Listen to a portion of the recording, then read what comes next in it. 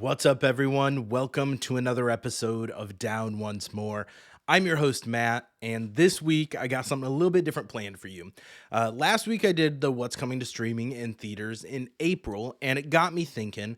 We're about a quarter into the year, and so why don't we do a quarterly review? Each month, when I do those kind of highlights of what's coming to streaming in theaters that I think you should be aware of, it's before I've been able to watch the new things, right? There's some classic hits that usually hit streaming the first of the month, so I go over those. But now that we're a few months in, I've had a chance to watch some things. I figured I'd give you a list and kind of narrow it down what I think you should be watching, what I thoroughly enjoyed this month. So, sifting through the weeds of all the information that I've thrown at you the past 4 months and give you what I think are the top picks. And I'll go by streaming categories and theaters. Time codes in the description below, as always. Before I do that, though, I've got a few news things that I want to highlight for you. The first one is something that I am very excited about, and that is that the last 5 years, 25th anniversary concert that has had Ben Platt and Rachel Zegler, they've done a few performances. I think they have a few left. They announced that they will be releasing a cast album that will be out April 20th. So I am pumped for this. Last 5 years is one of my favorite musicals. I really enjoy the lyrics and music that Jason Robert Brown put together, and the clips I've seen out of Ben Platt and Rachel Zegler's performances are amazing. So I cannot wait to have this cast album out. I will give my thoughts on that on the pod once it drops. So I've talked about in, I think, like, since it was announced, I said, man, I hope we get a cast album for this, since unfortunately we didn't get one for Jesus Christ Superstar at the Hollywood Bowl. I was a little skeptical, but I am so glad that this is coming together. We also got the announcement I talked about last week that the Hadestown Pro Shot is coming out July 24th.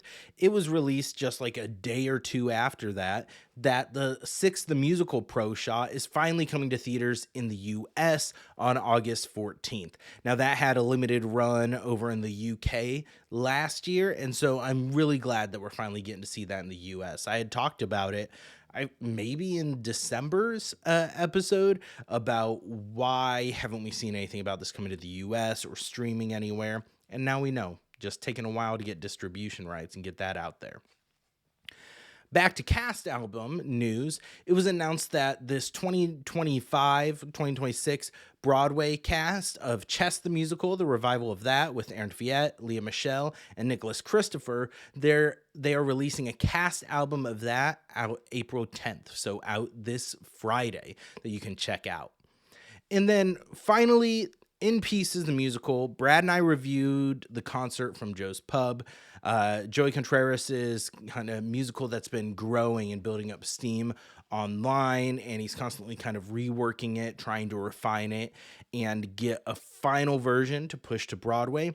They just finished up a sold out run at the other place over in London that they released a new song. That's What I'm Good At is available for streaming now. They've also released clips on their Instagram of a couple other songs that we haven't seen before. And I hope and pray that this is a sign that this is getting closer to getting a push and a release in the US somewhere with a full stage show. Brad and I have already said we will be traveling to go to it when that happens, as long as all other factors like money, time, family, things like that fall into place. But it's a musical we've bonded over on here. We've said nothing but good things. Really enjoy it. Really enjoy the cast. And so the London show had a mostly new cast from what we've seen in previous recordings and concerts, with the exception of Antonio Cipriano. He's been the one consistent with it. So, and I love his voice, so I am always tickled to hear that. So, you can find clips on that on the In Pieces Musicals Instagram account. Go check that out. And Joey Contreras has been posting things on his account as well. And he's also working on another new musical. So I really like his kind of voice and his sound that he writes with. So really excited to see more come from this. Okay, it is time to start our Q1 review. If you're watching on YouTube, yes, I'm not wearing my normal attire. I figured it's a Q1 review, so make it a little more formal, a little more business-like, because what doesn't scream business-like and professional than a glowing fuck off sign in the background? But let's start with Netflix and we'll do streaming in general. One of the best things that I think has come to streaming this year has been the His and Hers limited series. This was an adaptation of the Alice Feeney novel of the same name, which switched the plot from Ireland to the US in Atlanta. And it stars John Bernthal and Tessa Thompson. They both give absolutely amazing performances in this as an estranged couple that is going through their own issues and working through that after a tragedy. And there are murders in their small town that are springing up. And the mystery that they tell through, I think it was a 6-episode run, kept me locked in. I binged it in one weekend. Some amazing performances also from Pablo Schreiber in it. I can't recommend this show enough. 6 episodes on Netflix. You should be watching this if you haven't already. Another thing I want to highlight from Netflix is Taylor Tomlinson's Prodigal Daughter Netflix special. Now, this was her 4th Netflix special, and I think it might be my favorite one yet. Stand-up comedy can be hit or miss for me, and I have to be in the right mood for it. And so I don't know if it was just my mindset at the time when I watched this, but I was laughing out loud almost constantly through it. She finds a way to be relatable with her comedy, and this one tackles more like her religious upbringing and kind of battling with that and just not fitting into the normal there. And that's something that kind of hits home for me. And so a lot of the humor, she's got some VeggieTales jokes that just unlocks kind of those core childhood memories, similar ages too. So Taylor Tomlinson's Prodigal Daughter, if you were raised Christian, raised religious, this will be a home run for you. The other one, a Netflix original movie, is War Machine. Now, is this the best movie I've ever seen? Does it have an outstanding script? Absolutely not. But it stars Alan Ritchson, who is absolutely jacked, and he is doing amazing in the Amazon Prime series Reacher, even though I am behind from that. Lately been in the news for beating up his neighbor who stood in front of his motorbike, but that's neither here nor there. This is a sci-fi action thriller that sees Alan Ritchson's character. He's trying to get into a special forces group, and him and a group of other special forces recruits are on their final mission, and they face down with a mysterious machine that comes from outer space. Asteroid crashed down. It is a giant robot murder bot. A war machine, if you will.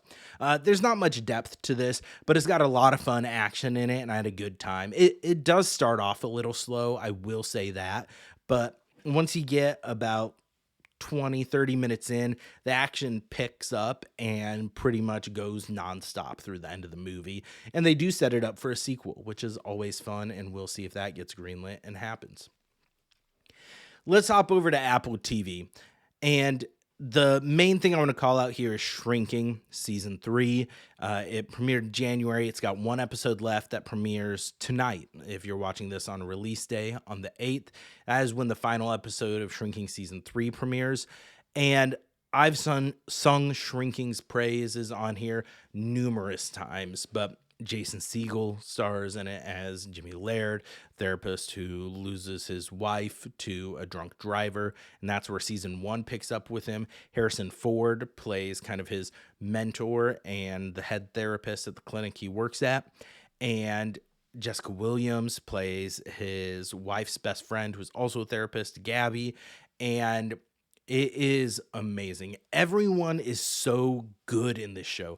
All the performances are amazing. The writing is fantastic.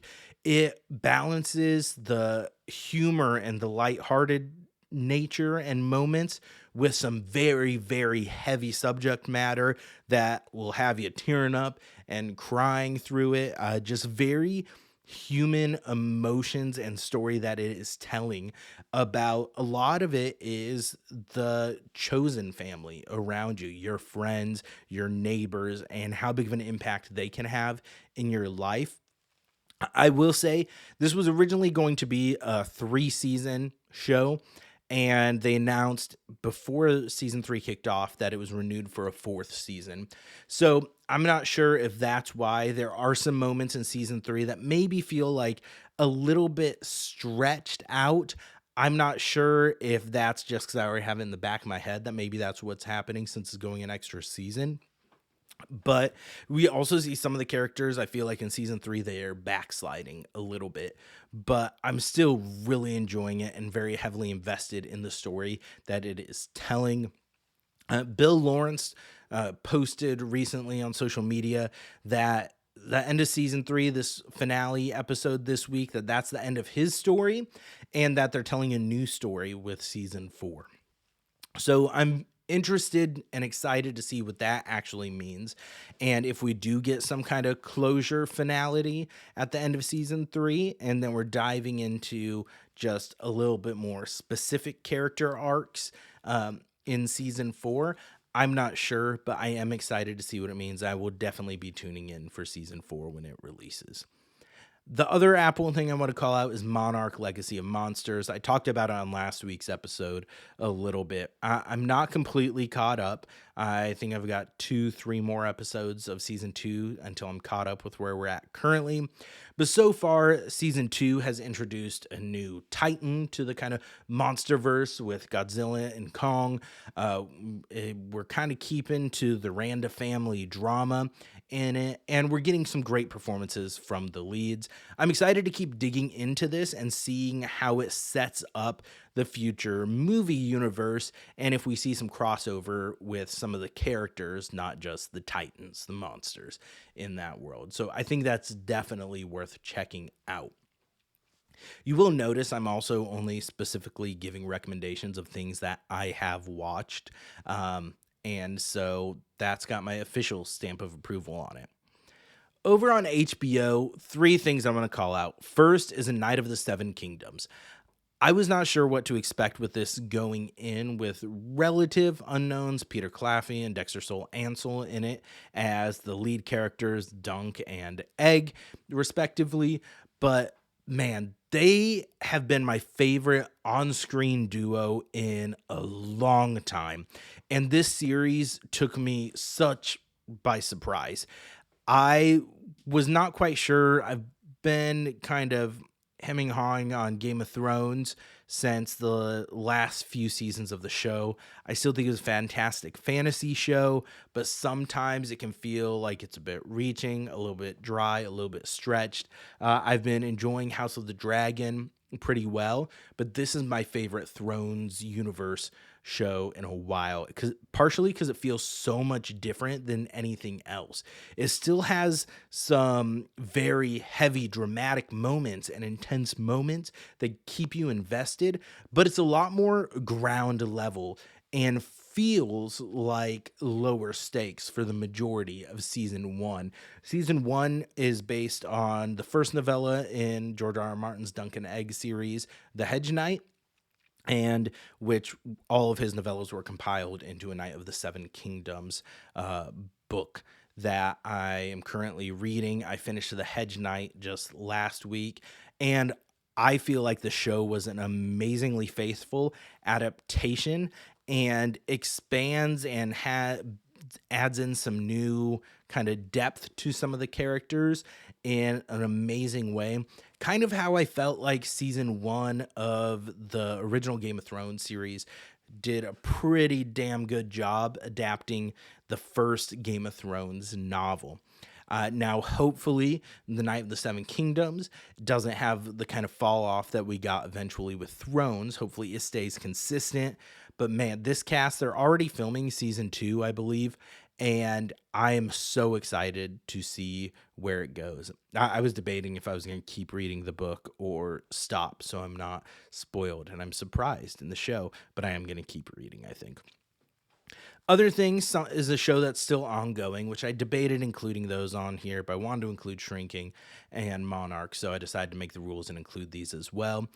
Next is Rooster. I talked about this and the final HBO one, DTF St. Louis, a little bit on last week's episode. But Rooster, Steve Carell plays author Greg Russo. This is a Bill Lawrence show as well, just like Shrinking. It's set on at Ludlow College.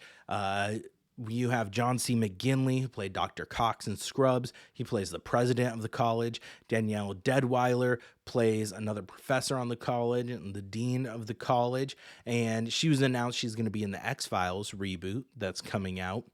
Charlie Clive plays Greg's daughter, Katie, who Greg goes there because she is having a hard time because her husband, played by Phil Dunster from Ted Lasso. I almost said Russo because it's all merging together. Ted Lasso, good old Jamie Tartt on there, plays her husband who had cheated on her. And so Steve Carell's Greg goes to kind of check in on her. He ends up getting roped into staying on as like a special teacher at the college.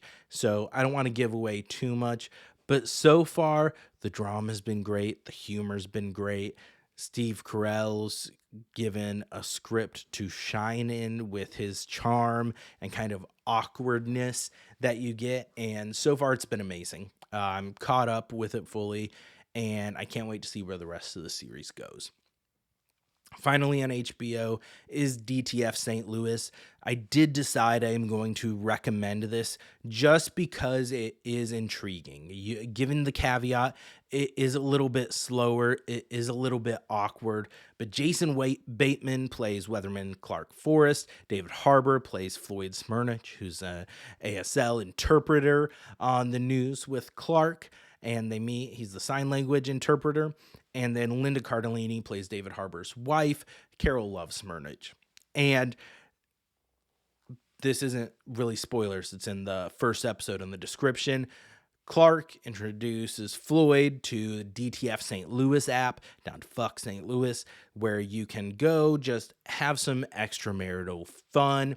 The end of episode 1 sees Floyd Smyrnich dead, and then it is uncovering the mystery.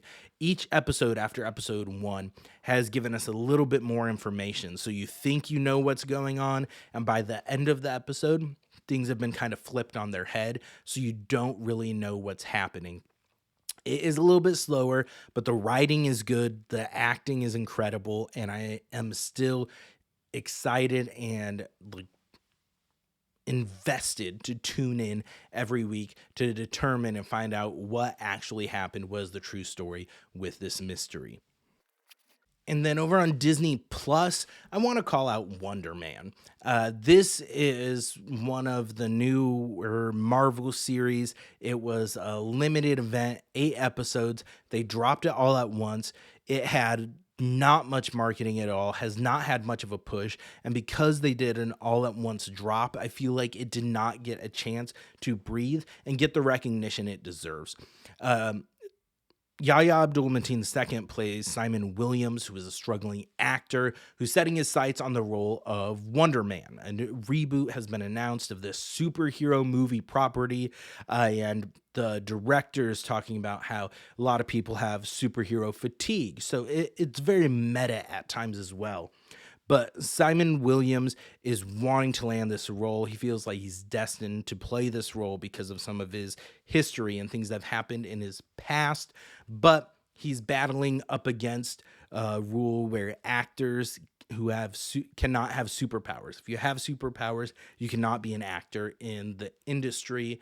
And that we dive into that a little bit more. So he's having to stay undercover and keep his powers under wraps. Sir Ben Kingsley returns as Trevor Slattery, who we were introduced to in Iron Man 3 and then saw in Shang-Chi and the Ten Rings.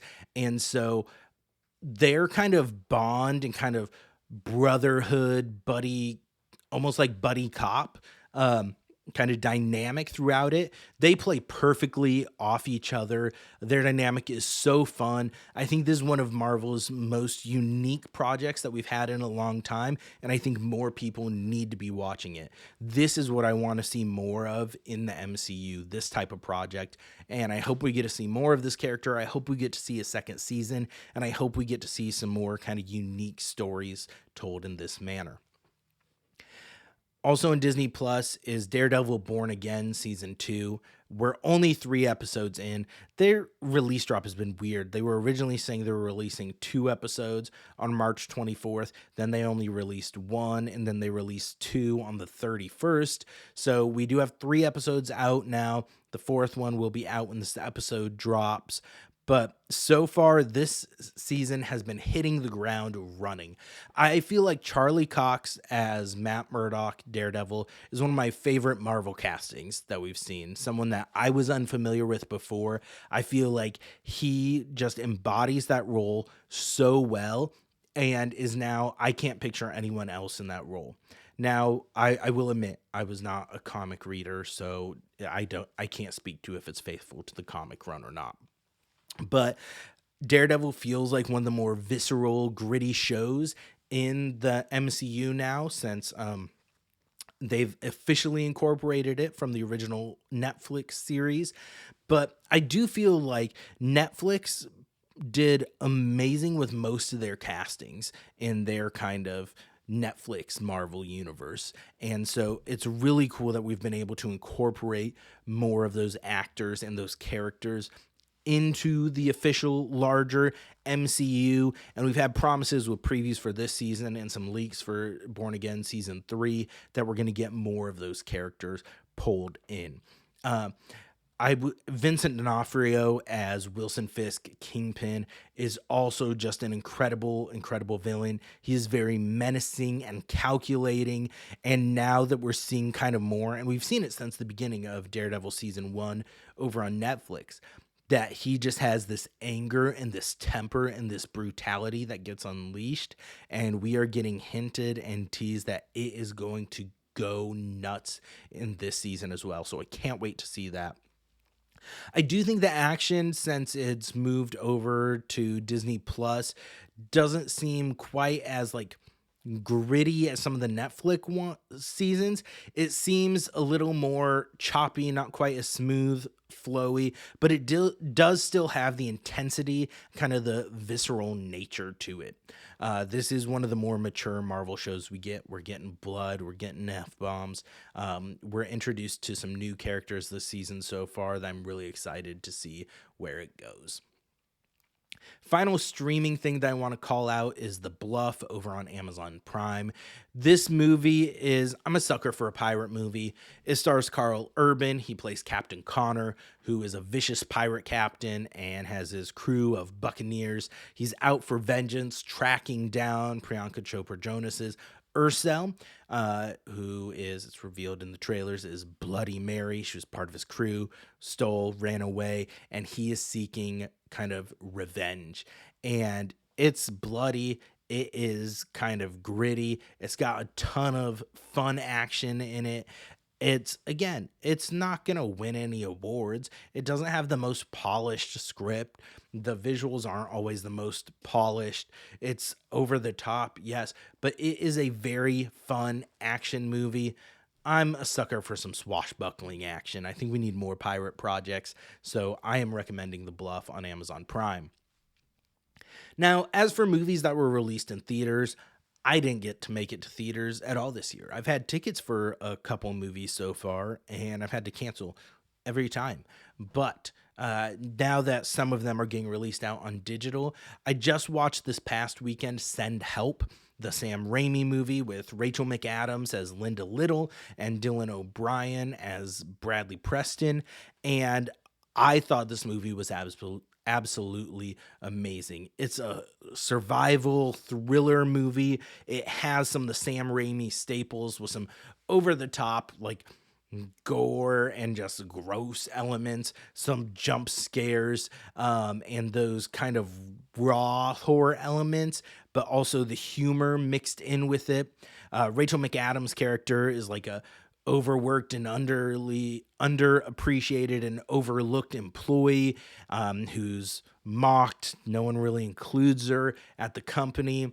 And Dylan O'Brien's Bradley is the boss. He's cocky. He's an arrogant douchebag who's just giving favors to his golf buddies. And just their dynamic and how it kind of clashes is amazing. They play off each other and have such good chemistry in this movie. And I don't want to spoil things, but it is a very fun thriller, horror, survival adventure that I cannot recommend enough. This is not on a streaming service right now. You'd have to rent or buy it digitally to check it out. The other thing that released in theaters this year in January was 28 Years Later, The Bone Temple. This is available on digital, but it's also streaming on Netflix currently for free. This picks up right where 28 Years Later left off, with Alfie Williams' Spike joining Jack O'Connell's group of Jimmies. Ralph Fiennes also returns as Dr. Kelso from 28 Years Later, who's trying to find a cure and understand the infection more and get some answers still after all these years. I thought this was an absolutely great entry into the franchise. It has some very intense and darker moments compared to other entries. I feel like this has some of the darkest elements, showing the evil human nature side, thanks to Jack O'Connell's amazing performance as Sir Jimmy. And I cannot recommend this enough. Unfortunately, it was part of a planned trilogy with 28 Years Later, The Bone Temple, and there's supposed to be a third one coming out. The Bone Temple didn't perform great in theater, even though Nia DaCosta did a fantastic job directing it, and the action was amazing. It just didn't do great in theaters. It underperformed, and so the third entry is kind of up in the air and could be in jeopardy. When this first released on digital, they were marketing it as the final chapter, so things don't look great for the third entry in this new trilogy, but I'm hopeful that we still get it. Okay, that kind of does it for streaming and movie items that I have to highlight from the first quarter so far. But I'm a sucker. I'm a music guy. Music is part of my life. This is a musical podcast. Music is so important to me. So I also wanted to highlight a few music items that I can't think of the word songs. Apparently, I'm just saying music items. A few songs and things that kind of stuck with me and stood out to me this year so far.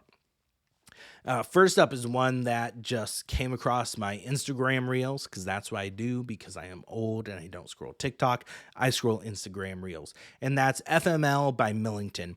This has some like 2000s pop punk vibes and ska vibes. You got the horns in it. It's amazing. A very catchy chorus. I absolutely love it. It's on my regular rotation playlist, and I highly recommend it to anyone. Next up is going to be a song also titled FML, but this is by Braden Bales. I was first introduced to Braden Bales from Instagram Reels a couple years ago with Chronically Cautious. Love that song. And then this one started popping up in my algorithm, one of his newer ones off his FML EP that just came out, and he's just wrapped up his FML tour with Ezra. And that leads into the next song, which is I Am Nothing If Not Bitter.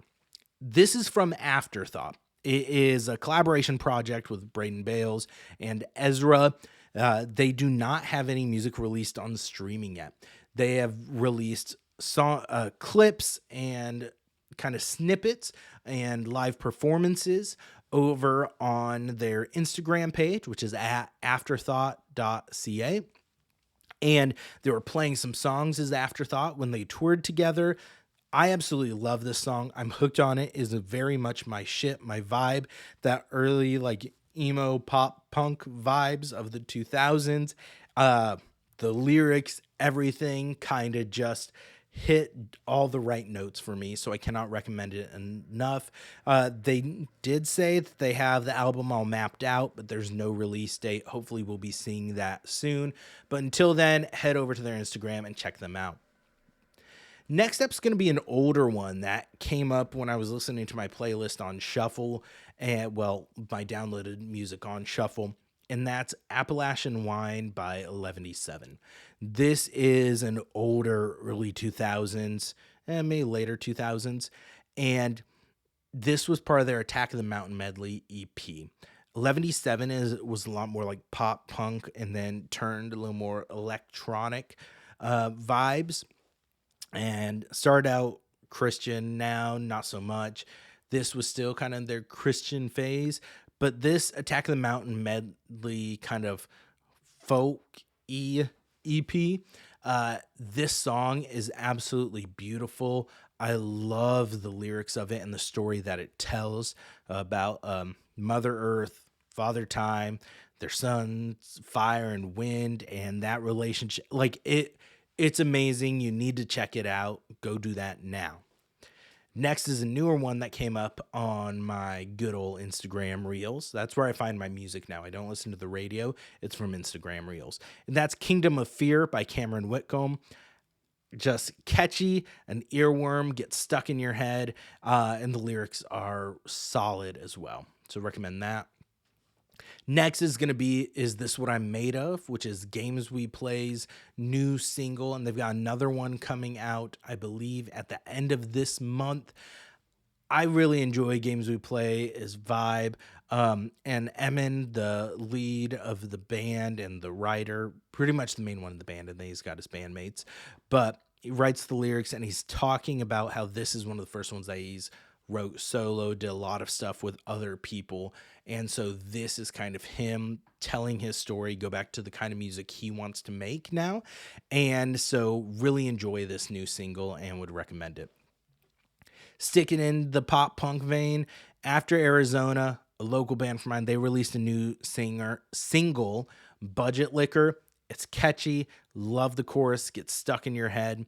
After Arizona, I love their songs. Saw them. They opened for Red Jumpsuit Apparatus, and I've been hooked ever since. Pop Punk Anthem is great. Elizabeth is great. San Diego is great. Budget Liquor is great. Check them out. I think they could absolutely take off and go somewhere and be the next big thing. I love their sound and love their songs. Next is a little bit of an older one, but it's been one that's been stuck in heavy rotation for me since I saw them back in October, and that's By the Way by Mayday Parade, one of their newer songs, and I absolutely love it. Next, another Instagram one is Fine by Kyle Hume. Some kind of poignant lyrics in it, one that kind of dives into the emotions, feeling overwhelmed and not being able to communicate it, kind of the expectation of society to kind of mask that. And I really like it. It's very catchy. And then finally, of course, the Hadestown album, the entire Broadway cast album. Since I saw it live in January, this has been on heavy rotation. All of the epics, promises, just this entire album is beautiful and means something special to me now after I saw it live, and I cannot get it out of my head. So that's going to do it. I don't have any other fun announcements or things to touch on this week. Hopefully you enjoyed the kind of zoomed in, like real reviews of what I would recommend this year. Now, was any of it new information? Probably not, besides the music one, because I do give my watch report at the beginning of each new What's Coming to Streaming in Theaters episode, but kind of wanted to give you a little bit more concise group of things that you can say if you're telling your friends and you're talking about, hey, is there even anything good on streaming these days? You can be like, hey, you know what? Go watch this podcast episode, my favorite podcast, and they talked about what they would recommend that has come out this year. So it's new and fresh, and you can be one of the cool kids and watch it too. So thank you all for tuning in. Like, comment, share, subscribe. Tell us what else you want to see over on Instagram at Down Once More Pod, in the DMs, on the posts. Comment on the YouTube video. Let us know your thoughts. What are things that I did not cover that you think I absolutely should check out that has been released this year? Tell me where I should bump things up on my watch list, and I will do it because I'm choosing to trust all of you If you're a downer, if you're a listener to the pod, then you're one of us. So thank you all. Love y'all. And don't forget to go down once more. Later.